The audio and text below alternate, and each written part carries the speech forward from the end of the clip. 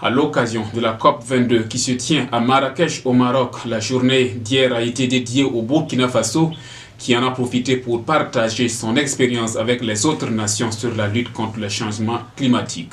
Et puis, le 2 décembre prochain se tiendra à Ouagadougou la nuit des trophées de l'eau et de l'assainissement qui encourage les meilleurs acteurs dans le domaine de l'eau et de l'assainissement. Le comité d'organisation a rencontré la presse mardi dernier pour présenter l'événement. En fin d'édition, nous parlerons de sport. Les étalons cyclistes vainqueurs du Tour du Faso 2016 sont allés hier présenter le maillot jaune au chef de l'État. Mesdames et messieurs, voilà les grandes lignes de ce journal. Bienvenue, bonjour à tous. À l'occasion de la COP22 qui se tient actuellement même à Marrakech au Maroc, une journée du Burkina s'y est tenue hier 9 novembre 2016 afin de permettre au pays des hommes intègres de partager son expérience avec les autres nations et donner plus de visibilité à toutes les actions menées. Un échantillon de ce que fait le Burkina a été présenté à travers des communications sur les thématiques environnementales, les questions d'énergie et d'eau, les savoirs et savoir-faire locaux des projets et programmes des différents départements ministériels et de la société civile. Une exposition a été également faite sur l'aire de la 22e conférence des partis. Le pays des hommes intègres entendait par cette journée qui lui est dédiée apporter sa contribution et montrer son savoir-faire dans le domaine de la lutte contre le réchauffement climatique. C'est le 6 novembre 2016 que la COP22 a entamé ses conciliabules en vue de donner suite à l'accord de Paris sur le climat adopté en décembre 2015 par les 195 pays membres de la Convention cadre des Nations Unies sur le changement climatique. Cet accord a permis de donner un cadre de coopération universelle pour lutter contre le changement climatique.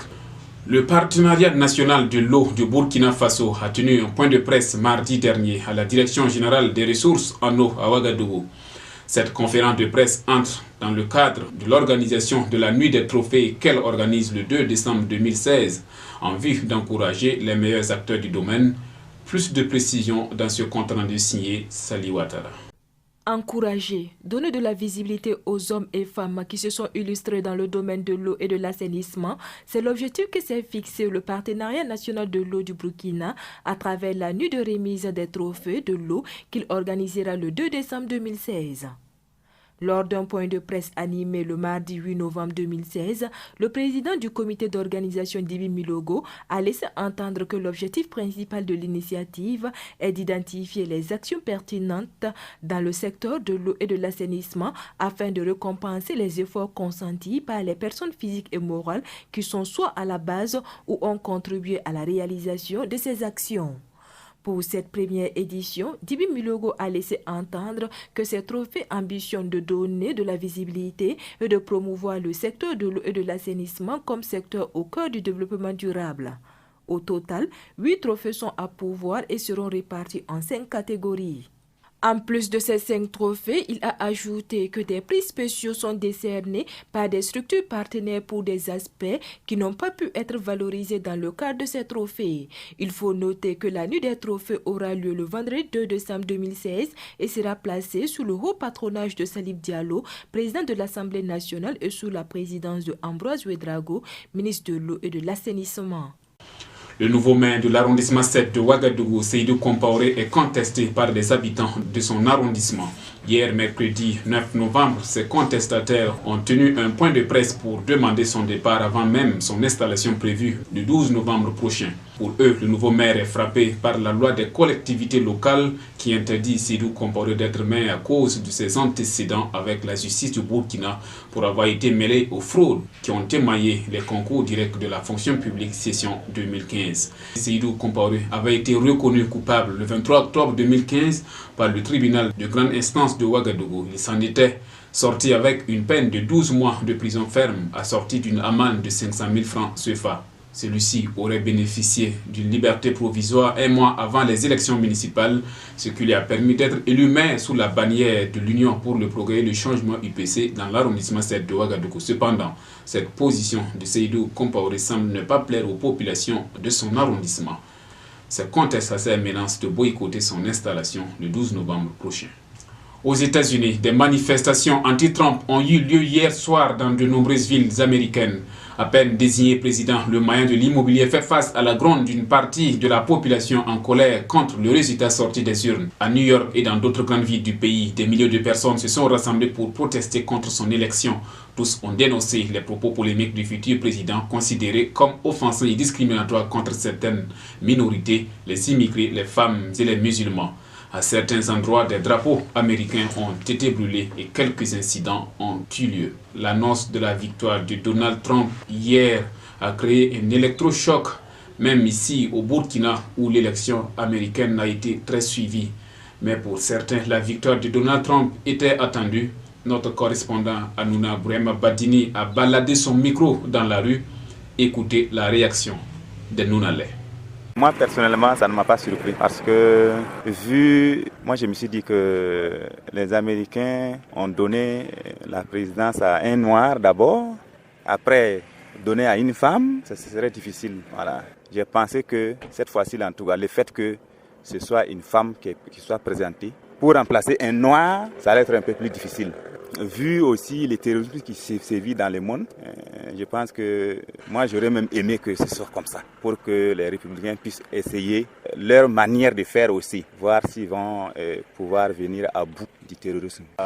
L'élection de Donald Trump m'a vraiment surpris. Je pense qu'il doit sa victoire au président du FBI. Je crois que la déclaration sur les emails de Hillary Clinton l'a beaucoup joué sur les élections. La deuxième chose, je crois que Clinton là où Clinton a vraiment péché, elle n'a pas très tôt pris la mesure de l'enjeu. Elle a pensé qu'elle gagnait d'avance.